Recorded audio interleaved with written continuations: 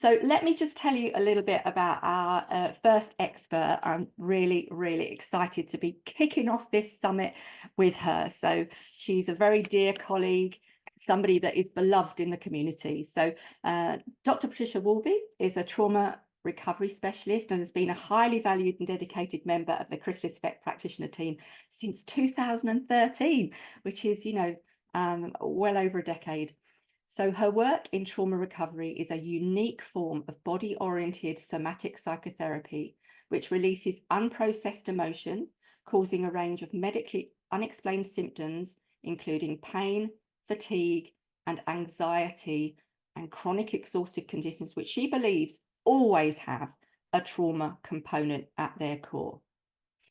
Dr. Warby has a background as a medical researcher at Southampton University, and like all our speakers, she has had her own recovery journey from chronic fatigue, which forced her to look outside of the acute disease model of healthcare and ignited a passion for getting to the root cause of symptoms to facilitate the recovery process.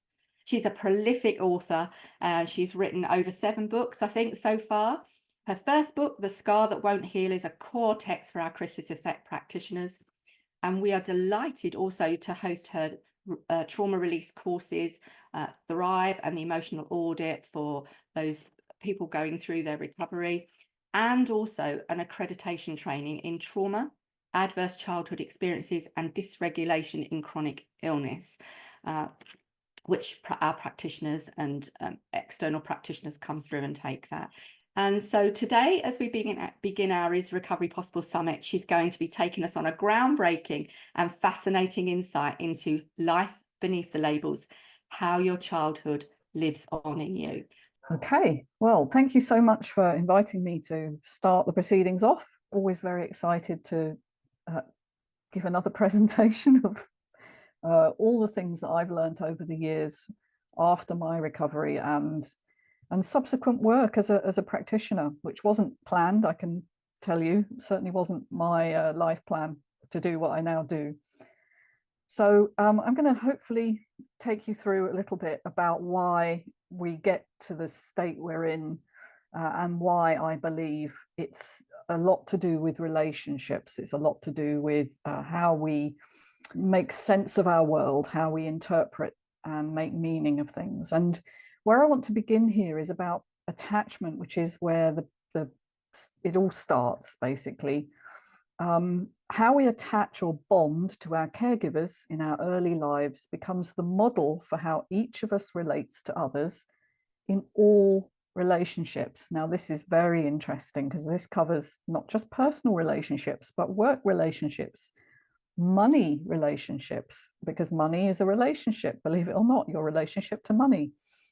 And what can go awry is that those early relationships are very fundamental, but they're also very difficult to control, and they're subject to outside influences, either through the family, through the personality structures, or even from the societal stresses. And what can go wrong is that when we're not seen, felt, or validated in some way, we are forced to find a strategy in that relationship to secure some form of connection for survival. A baby cannot survive without connection because we're born very vulnerable and very immature. We can't get up and walk around like a baby horse can, for instance. A foal can walk within hours of birth.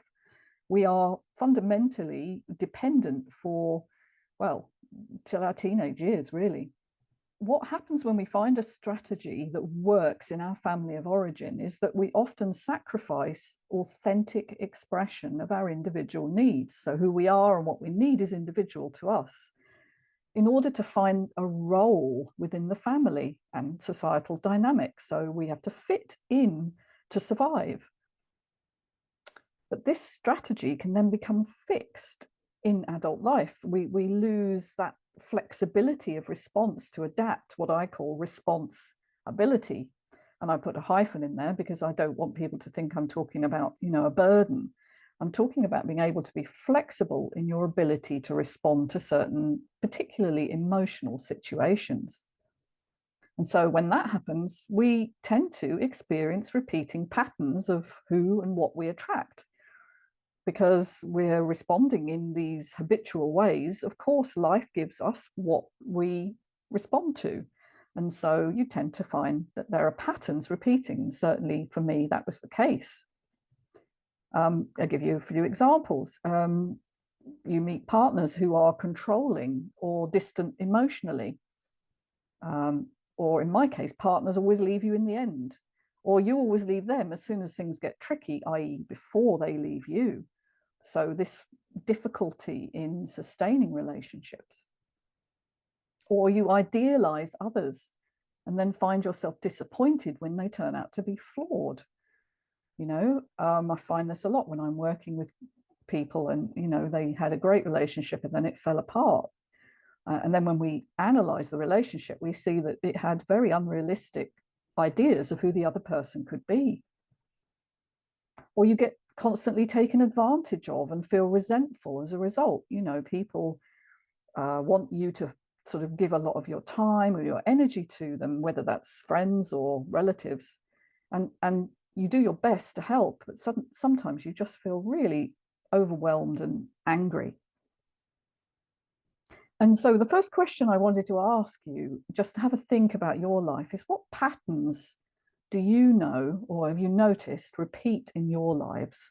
Oh, I can definitely recognize those patterns in my past that you mentioned. I ticked all the boxes. Did you? All of them? Wow. Okay. Pretty much. a full house. All right. Yeah. So yeah. Sally's saying people pleasing, and we see that, don't we, all the time in the forum when people are sharing, you know, the thing that causes them a lot of angst and problems. High expectations of self, so always putting yourself kind of under pressure. Somebody saying, as a recovering fearful avoidant, I felt there was always a push and pull in my relationships. So then we've also got abusive relationships, high expectations and resentments, giving up on people. So these are all things that people are experienced. I completely tune into the other and adapt to what they want me to be. Not acknowledging my needs and denying myself pleasure. One. We'll come on to that later. And then definitely people pleasing and high expectations. That's one that, again, we know because we see it so often, don't we? Pleasing people and not wanting to upset or hurt or disappoint people. So that's also, isn't it, that's conflict avoidance as well. So we end up, you know, bending ourselves out of shape to make sure everyone else is okay and negating our needs. Low self-esteem. And then I always looked at work to validate me. I loved making my mark and then move on to another company. So trying to get approval that perhaps craving that was never kind of there when you needed it, when you're developing those foundations. Okay. Yeah. Those Intimate are brilliant. Are controlling and abusive.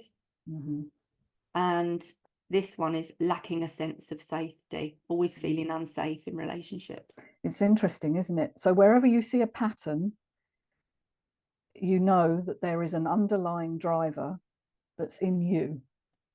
All right. Now, it's very convenient for us to be able to blame other people or say, you know, it's their fault and this happened.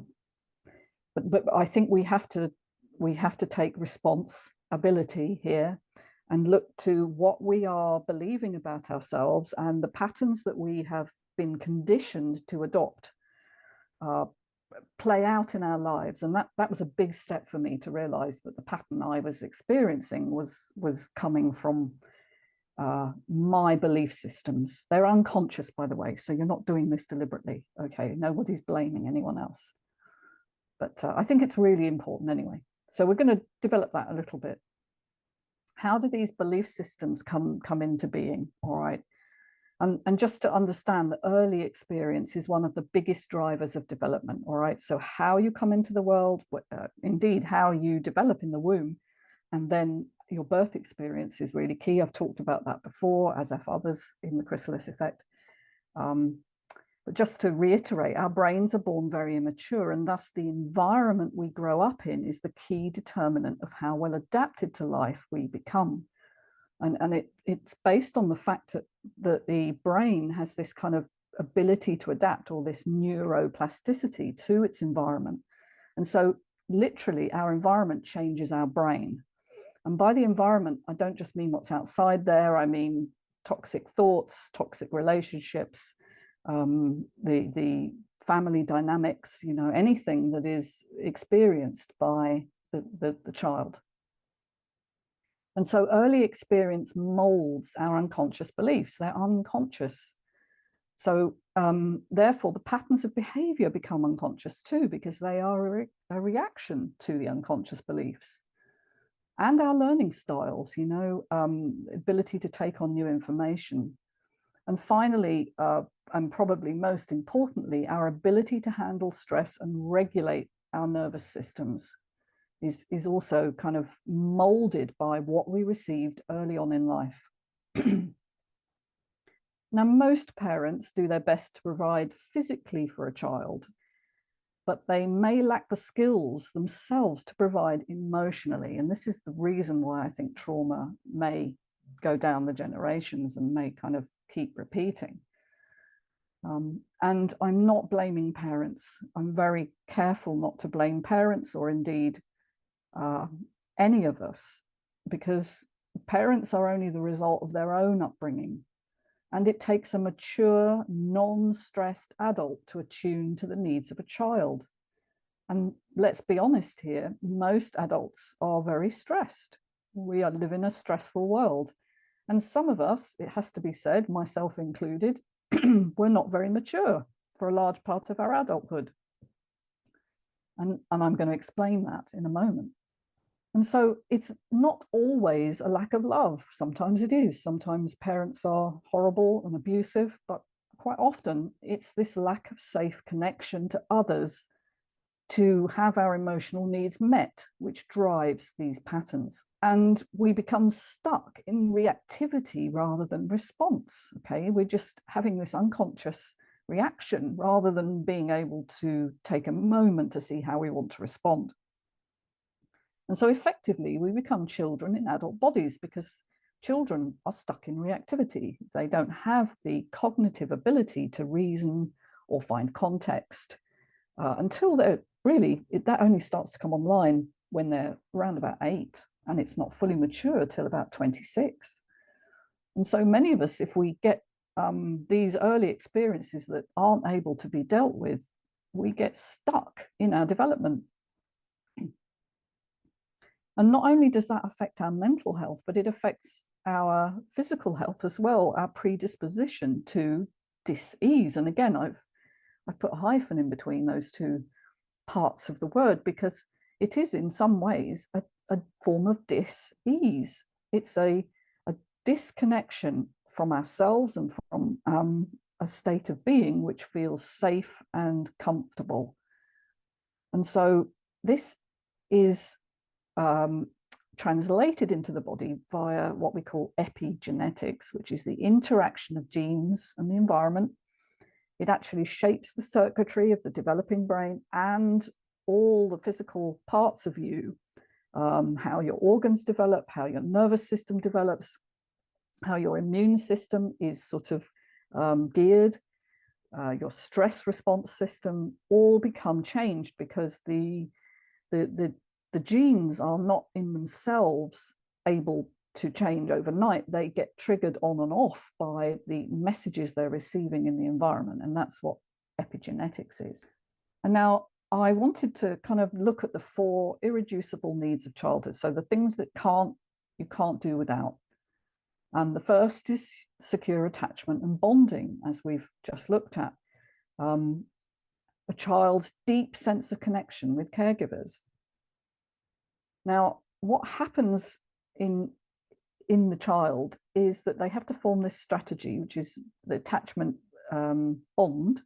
And there is a theory of attachment bonding, which I will just want to go over very quickly here, that relies on a sort of 4-quadrant model of how you attach to others and how you attach, you know, how do you model yourself?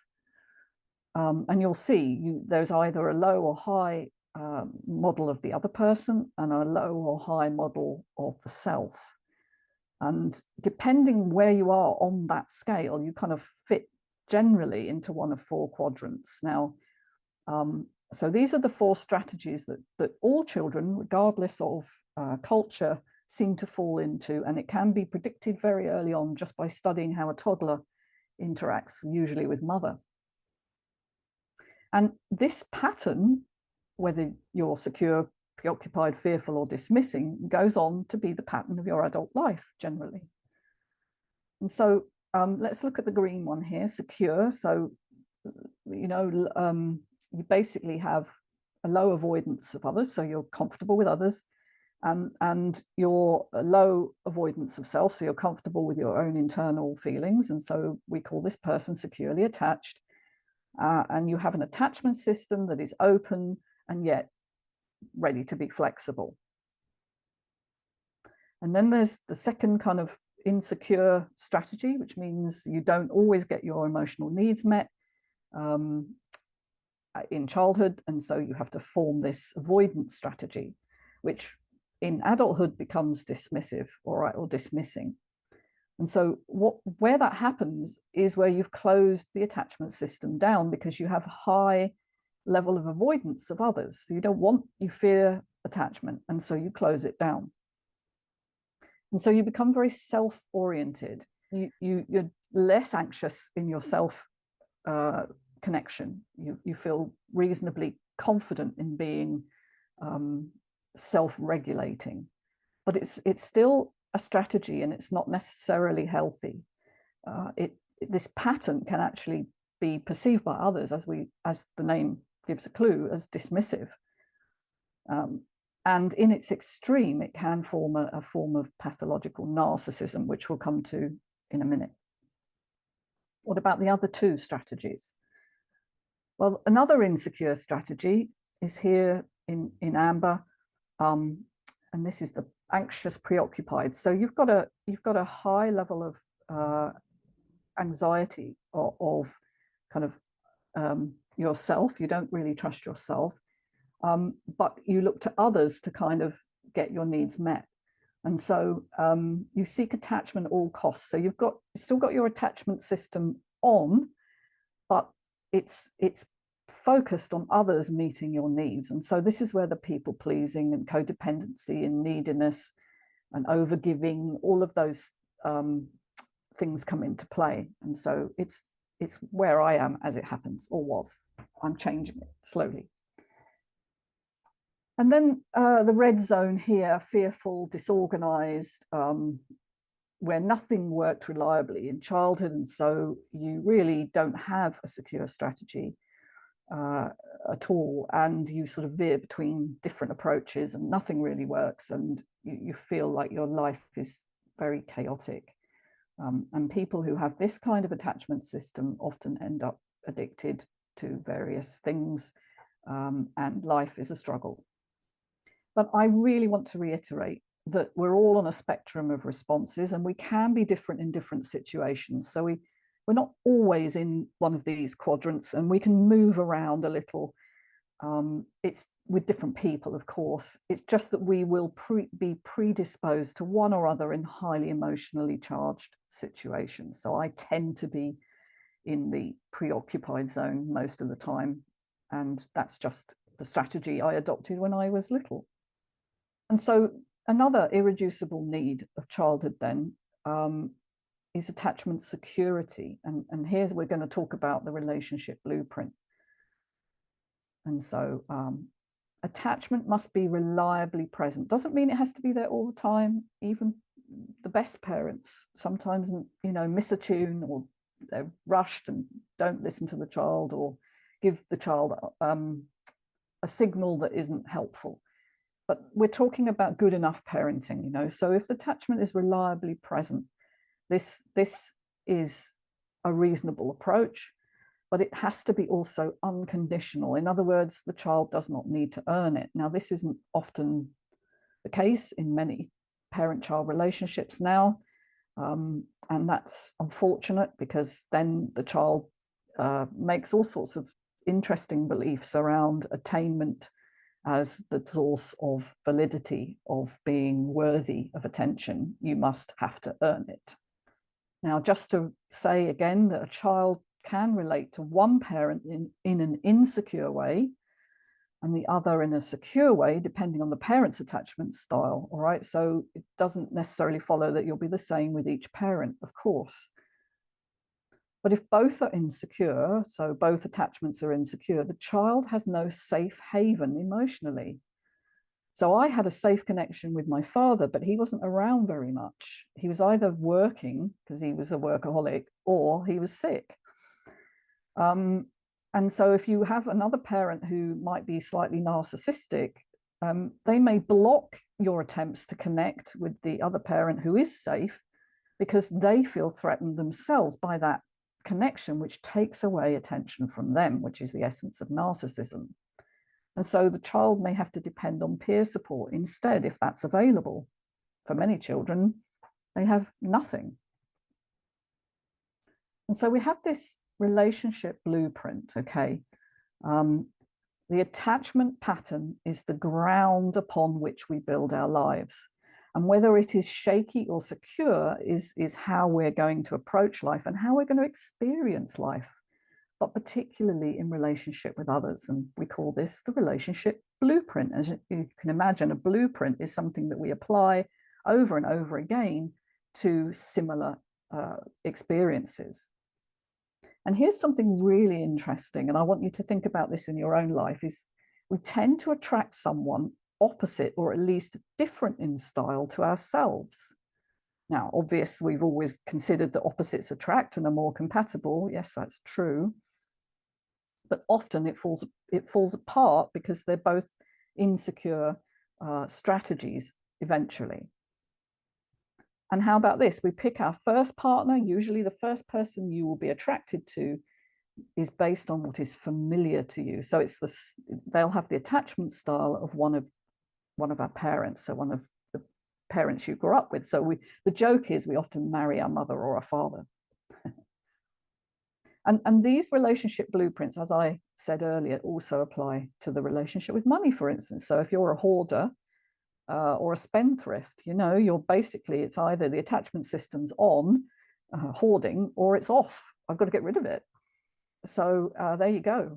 That is quite interesting to me. And so we're primed to repeat patterns of insecure attachment if that's what we experienced. And most of the people who get CFSME and most of these medically unexplained symptoms had some form of insecure attachment. And all the behaviors they imply. So people pleasing, fawning, neediness on the one side versus narcissism, power seeking, invulnerability, I can't be touched. And as we're seeing, unfortunately, more and more in the media, on TV, concern with physical appearance or success to the detriment of your own emotional development. Everything becomes externalized.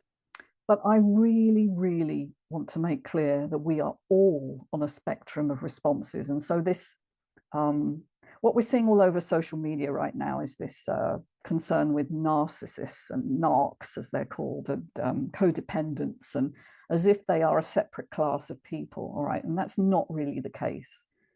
We're all on a spectrum. And I thought this was a really good diagram that sort of showed us ideally what we'd be on here is about the neutral point,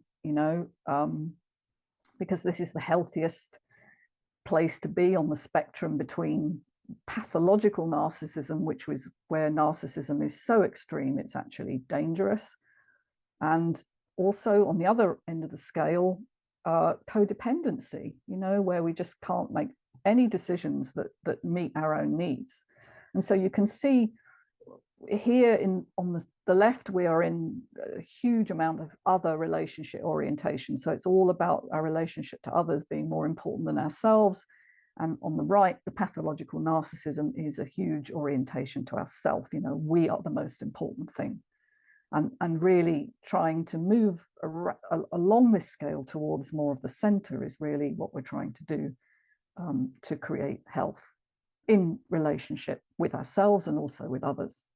And the third irreducible need of child is a permission to feel. The child's expression of feelings must not threaten their attachment to parents. In other words, if they want to be able to express their emotions, they must be able to be held and safely expressed by the parents. And if a parent or both parents are insecurely attached themselves, it can often be too overwhelming for the parent or too threatening to the parent to hear the child's emotions, and they will be shut down. And so if emotional vulnerability is not allowed, and that is often the case actually in peer orientation, so where the child is largely getting all their guidance and their support from children of the same age, then the child's authentic expression is thwarted. It's actually crushed or repressed. You know, you've got to be happy. We see that all over social media. You've got to have a wonderful life. You can't actually be struggling in any way.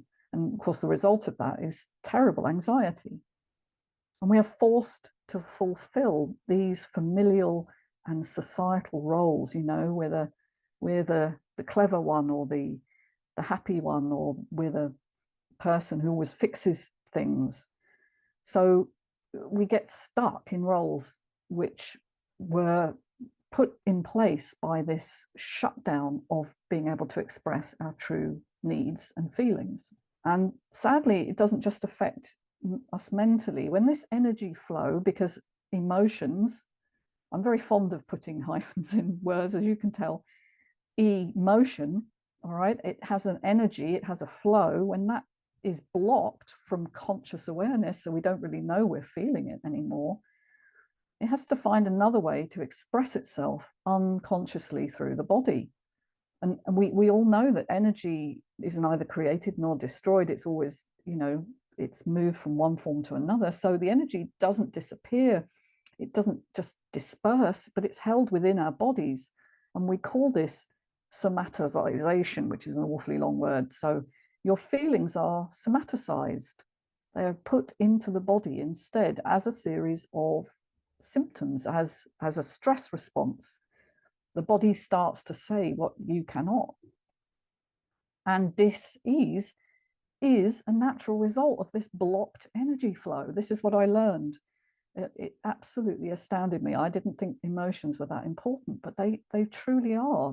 They regulate your physiology. Our relationship with illness and disease is also a relationship. And so if we have these patterns that we're expressing, we'll take them into our relationship with illness too. And many, if not all, chronic diseases are natural outcomes of traumatic responses to emotional overwhelm. It's very, very overwhelming to suddenly find your body collapsing in ways that you can't control. And chronic disease, therefore, adds another trauma of its own. And this will be expressed as anxiety and depression mentally, and then as physical disease eventually, if unattended to. That's what happened to me.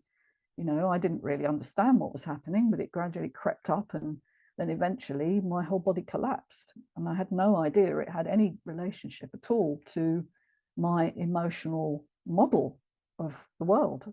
And then treatment of chronic disease and medical trauma adds even more. All that testing, all that waiting, all that uncertainty, although we don't know what's wrong with you.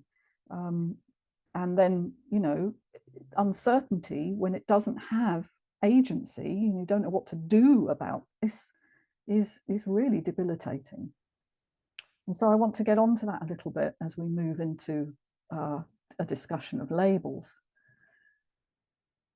So you get something that happens to you that is completely overwhelming, that you cannot control.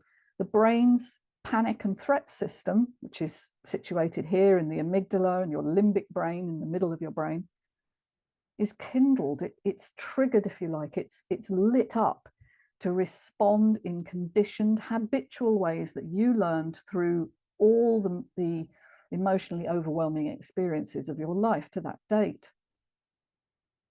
So when something uncontrollable strikes us, well, many of us, we get busy. We start researching, looking to fix it. Maybe we give up and numb out, or we distract ourselves, or we look to others to sort ourselves out and go to practitioners and doctors one after another. All in all, this sort of journey will engage our stress responses in particular ways. And fear of illness and the diagnosis itself engages our stress response. It's quite a stressful thing to have this uncontrollable symptom response and not know what it is, and then get maybe a diagnosis. And we have 4 possible responses. Here they are: the fight, flight, freeze, or fawn responses. Now, I don't have time to go over this in depth today, but just to understand that these are kind of scripts that everybody runs. And fight, well, that's difficult. That's where we're getting busy and looking to do something. Flight is obviously about running away, but it's very, very hard because there's nothing you can do really apart from disappear into yourself, and that's kind of a dissociative response. And we see that a lot with, you know, panic disorders and mood disorders, OCD, and so on. Freeze, this is one that I see over and over when it's just so overwhelming, you don't really know what to do. And that can be depression. It can be, you know, a form of disconnect from the world. So, you know, full body dissociation or out of body experience. Many of my clients have had that. And then the fawn response, you know, where you're really looking to please others and over caring and trying to get your needs met from other people to try and solve this issue. And so that's the 4 attempts from our stress response. And I'd like to ask you to take a moment here and think, what was your response to your diagnosis, if you have one? How did it sort of engage you? How did you feel afterwards, and what did you do? And so, Elaine, I think that's another one to maybe have a look in the chat box. And Yeah, definitely. I mean, for me, it was I've got to fix this. I've got to find a way. This can't be it. yeah, And it was researching and looking and trying to find books and you know, just through the brain fog and all the things that were on that previous diagram. You know, the body was emitting all these symptoms, the sort of the migraines, the brain fog, the cognitive issues, all of that. But through that pain, I felt it was up to me, and I had to, you know, I was very much about trying to come up with ideas after I'd exhausted going and seeing everybody else who didn't have any answers either. yeah, similar Yeah, for me. Yeah, yeah. yeah.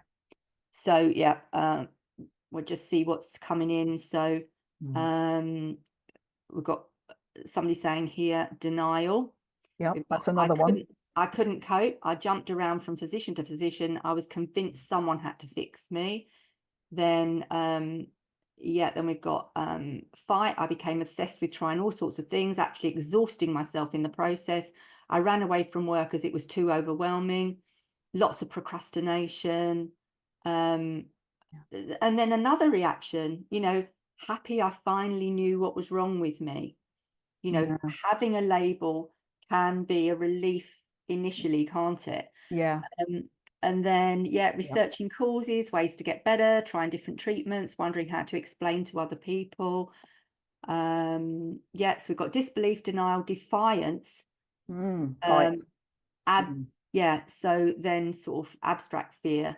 And then actually all 3 of the above. So that's researching the causes. And yeah, I think, you know, it's a pattern we see, isn't it? You know, where people immediately trust that, well, you know, there'll be an answer, there'll be a medical answer to this. I just need to go and see the right person.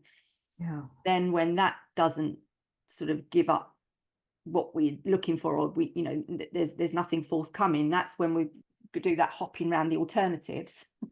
yes, And then, you know, spending all that time just sort of yeah. trying to find an answer and trying to fix, really. It's a very big moment for a lot of people, isn't it? Diagnosis then is a mixed blessing. All right. For some people it's a relief, you know, reassuring, because temporarily, it tells us what we've known all along: something's wrong. And it may calm the anxiety of uncertainty, of course. It may even evoke help or support, but unfortunately it's not reliable because people still don't understand, maybe, or doctors don't always know what to do. But it certainly makes sense of symptoms initially, and we'll say to you and others, you know, I didn't imagine this, I didn't make this up. And you may feel less alone or to blame. You may be able to explain more to your family, and therefore it helps them to understand. But there are some negatives too, and it can become a straitjacket, really, you know, or a downward cycle of despondency or hopelessness if, as happened to me, the diagnosis either is uncertain or it doesn't really have a symptom kind of pattern. It doesn't say, well, now we can deal with this, other than suppress the symptoms. It doesn't tell you what to do, and so there's no kind of plan. And it can become your identity, which you will defend at all costs, of course, because people who are in distress will find a way to barricade themselves, if you like, to defend themselves against attack. And so you will say, no, I have CFS-ME, and therefore this is what I have, and I will not broker the idea that it could be recoverable from. And a lack of agency, of course, is written into this, really, because it's been given to you by experts, and it doesn't tell you what to do. I remember when you know, I asked, is there anything I can do? And I was told, it's just one of these things. It will probably go away eventually. That's what I was told. And so you actually feel like all your agency is taken away, and it can therefore send you into a bit of a victim mentality and despondency, of course. And then the final thing that I'm really aware of currently, and it's so massive in our society at the moment, is that sense of polarization, that, you know, us and them, you know, I'm this, you're that. Now I have this label. I have to kind of distinguish myself in some way. And that can keep you stuck as well. And so it's really, a diagnosis is simply a label based on meeting certain criteria. We tend to think, oh, it must be a definitive description. Well, it's not really. It's a description of a constellation of symptoms. It's a descriptive label, and it doesn't necessarily provide solutions, particularly in chronic conditions. Now, if you were to say, oh, you have meningitis or something, that's an acute condition where you can isolate a certain bacterium that's got into the brain, and it does have a solution, usually antibiotics. But with chronic conditions, we're looking at this constellation of symptoms, which can vary over time, and they can be very uncertain, and we simply don't have the answers. And so I think it's really key to look at why the emotional responses to your diagnosis and to your life are really important in how you respond, and also how you come into a sense of recovery. And one of the greatest teachers in this arena is Dr. Gabor Mate. Now, he's a profound thinker. He's a doctor in 3 different specialties. And he's written the most amazing books. The Body Says No, In the Land of the Hungry Ghosts, I think, is one on addiction. And the latest one, which is The Myth of Normal, he says, in the battle between authenticity and attachment, attachment always wins. You see, you will always deny your own needs in some way because it's about the survival of the self. And certainly that's true in childhood, of course, but it becomes the pattern that you adopt in adult life. And that's why it's so difficult. And so you will deny your authentic expression. And here's another quote.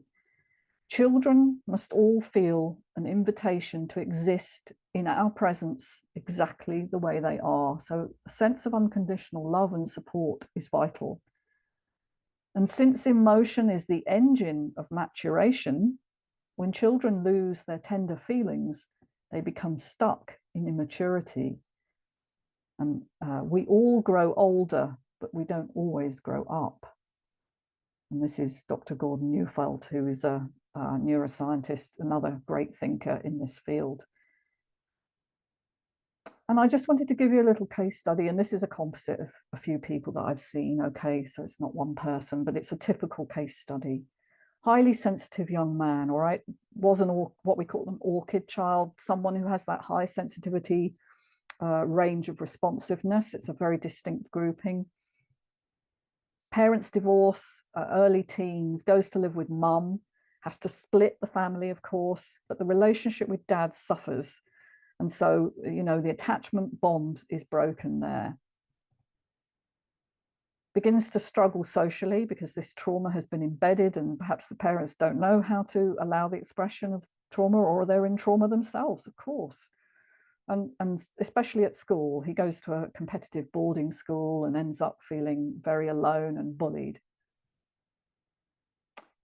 Later in his teens, he's diagnosed with Ehlers-Danlos syndrome, which is an autoimmune disease of connective tissue. His body is starting to destroy itself. He is told by doctors that it is progressive and incurable, and he will never play music ever again. And he's actually told that in those words.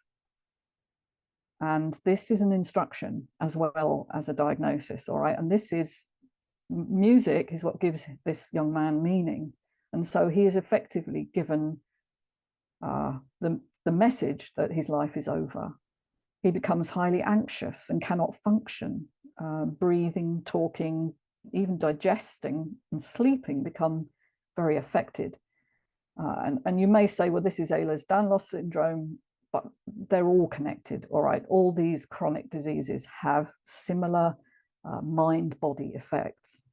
And if we look at any form of autoimmune disease from a holistic perspective, we will see that even according to medicine, autoimmune disease is the body attacking itself. But why? Why would the body do this? Many psychologists now and leading edge thinkers like Dr. Matte, John DeMartini and Teal Swan, they're sort of available. Their teachings are around on YouTube and they've written books and so on. Adopt a more biopsychosocial view. So it's about biology, psychology, and sociology. It's how you are embedded in your environment. And so old unconscious beliefs forged in childhood, for instance, nobody listens to me, I'm unworthy, it's my fault, I need to work hard to be noticed, etc., are played out cellularly by proteins that control DNA replication. So this is that epigenetic thing again, right? So it's not just a mental instruction that stays in the brain, it goes throughout the body and it controls the way your DNA is read. And that's including the energy molecule, ATP, which is it's also a messenger molecule from your mitochondria. And it starts to express itself through breakdown of your tissues and inhibit repair. And so, you know, all these kind of chronic long-term conditions that involve a certain amount of inflammation and degradation are coming to a large extent from beliefs forged in childhood. In other words, your biography determines your biology. And particularly if this was traumatic, the immune system starts to run amok because, and here's a thought, if I'm attacking me, then no one else can. You know, it's a protection against attack from others. That's a more holistic perspective. And I just want you to think about that. I'm not saying it's 100% true, but I've certainly witnessed it over and over and over again. And so the diagnosis itself can become self-fulfilling. When someone fully believes the diagnosis is a life sentence, this is what the mind-body plays out. And so if you are told CFS ME has no cure, yeah, that is self-fulfilling. And how does that get translated into the body? Well, you need to understand that I've showed you already the limbic brain, but I showed you a sideways view. This is a sort of back front view. And you'll see that the brain is split into two halves, the left and the right, and even the limbic system has a left and a right side. Okay, and the right and left sides of our brains are very different. And the amygdalae, because there are two of them, the left and the right here, the fear center of your brain, also respond differently. And if you are told by someone in power over you, in authority, doctors, consultants, etc., that, you know, this is a life sentence, you just got to manage it from now on, it kind of becomes true. Now, both sides are involved in processing emotion, okay, and emotional memory, but there is a sense of specialization. They're not equivalent. The left and the right are not the same, and there are some sex differences too between men and women. I don't have time to go into that today. But in general, when the left amygdala is triggered, it goes to control as a response. So all those people that responded a minute ago with, you know, I started looking things up and researching, that's your left amygdala, all right? Planning, thinking things through, trying to fix it. And that's definitely where I went, because I'm quite left brain dominant. And then the right amygdala is triggered. It goes to creativity. Okay, I've got to imagine my way. I've got to create something beautiful. Well, most people live in a left brain culture. We don't tend to go to that response, and so this is something we're missing. And if it's thwarted or restricted, we stay stuck because we only have the left side to go to, and we only have a semblance of control because, of course, we can't fix it always. And we certainly can't fix it straight away. It takes time, and it takes knowing what you're dealing with. And this understanding, by the way, comes from psychologist Martha Beck, and I think it's worth exploring some of her work as she spent a lifetime looking into this. And so our responses feed into our fear, okay? If we try to control the uncontrollable, illness, relationships, the future, because a lot of us go into fear around the future, what do we do if we can't work? Will we lose our home? We go into a negative cycle of more fear because we start to use our right amygdala, which is the site of imagination, to imagine the worst case scenario. Who amongst you can tick that box? I certainly can. And so these emotional responses simply heighten our fear that we are stuck and hopeless. And my job is to get people out of that state. To get out of our fear, we have to go into our body and out of our heads, so out of the thinking state and into a state of connectedness. Not to track our symptoms, okay? It's really important to understand. So we're not going into the body to find out where all the hurt places are and what's changed, and, you know, that is simply going to make it more important for the brain. It's going to focus on it even more. It builds the neural connections. But to find places that feel okay, all right? So if in your life at the moment everything hurts or is exhausted, you have to find something that feels okay, whether that's a part of your body, a sense of being that feels okay, remembering good times, because remembering is a form of past imagination, if you like, and anticipating future good moments to come. That is something that is uniquely human, this ability to imagine. We do need also to go into the body to go beneath the immediate symptoms to the unmet need that lurks there. Okay, so your pain or your fatigue or your brain fog are symptoms that have a underlying pattern.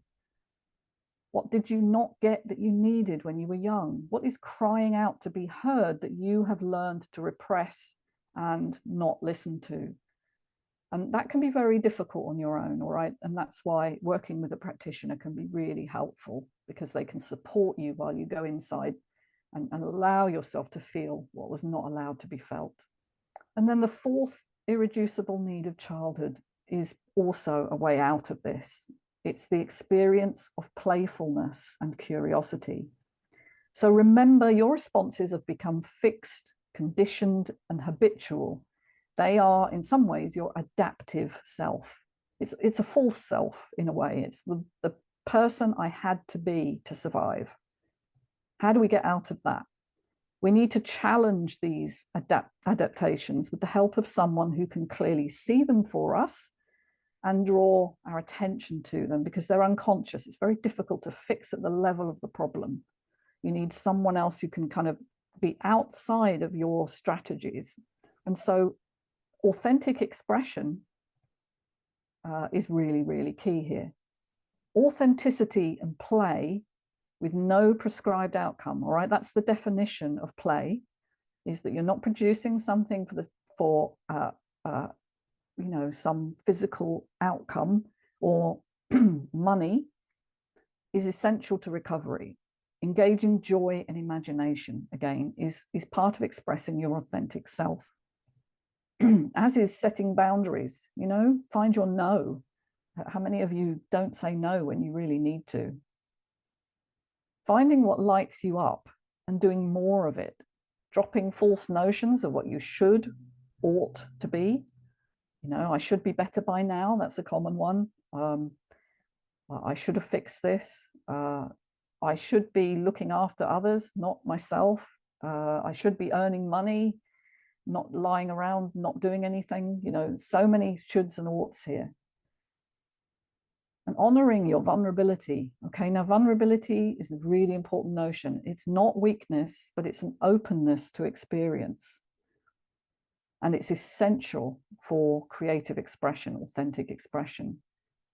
And finding the courage to own your truth, you know, how you want to be, how your life would meet your needs. And getting into your creativity, whatever that is, whether it's drawing or singing or crafting or gardening or making or doing something that gives you joy on a daily basis. And it may be difficult for you right now, but there is always something you can do to bring a sense of purpose and meaning into your life. And I would also say disconnecting from negative media groups and relationships, all right? And I think that's an important part of what keeps us stuck. Because it really is important to make it a priority to do what makes you feel good. Social media, unfortunately, is not set up to allow that. It's often about comparing ourselves with others. It's often about establishing these boundaries which create, you know, the label as an identity. And so you end up with people in a victim mentality. And I think it's really important to disconnect from anything that does not serve you.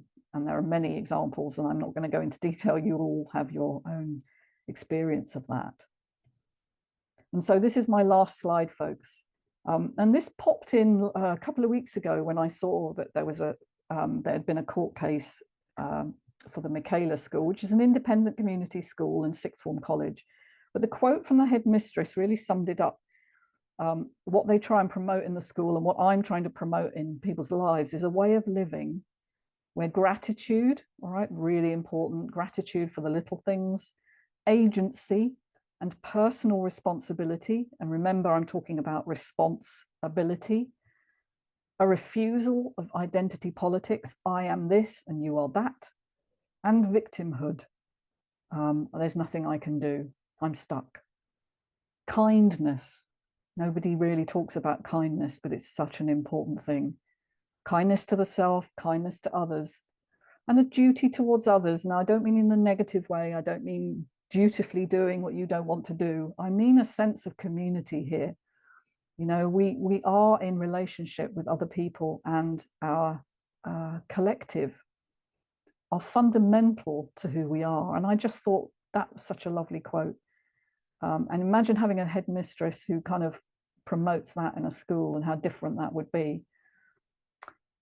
But I felt that was a lovely way to end my presentation. And thank you so much for listening. Thanks so much, Patricia. As always, there's just so much there to unpack. And I think that when I realised how impactful my childhood had been, and that sort of your biology is a result of your biography, it was a real eye-opener, and it started the journey through to health. And you know, it's having that sort of research background that you've got and really looking at all this material, because I know that in the beginning, when you had your own illness, you went the, you know, the conventional route, the medically researched route, and came up against brick walls. And so it's led to this phenomenal discovery, isn't it, of the link between trauma and unprocessed trauma and in chronic illness. And you know, when we did the NHS pilot, and I started to feed back the trauma scores of patients that had been ill for 10, 15, 20 years in the revolving door of the health service, and started feeding back to the clinicians that were running the pilot, they were absolutely gobsmacked, and they were panicking because there was not trauma release pathways for these patients. Mhm. And that's kind of where we are. Yeah, that's where we are. It is coming in, but it's very slow. And I could go into detail why that is, but it's basically the mind-body split that medicine deals mostly with the body and not with the mind, and so anything psychological is often ignored, and it's Yeah. used to blame people as well. Yeah. You know, you created this. Well, no, it's all unconscious. So Thank you so much, everyone, for joining us today.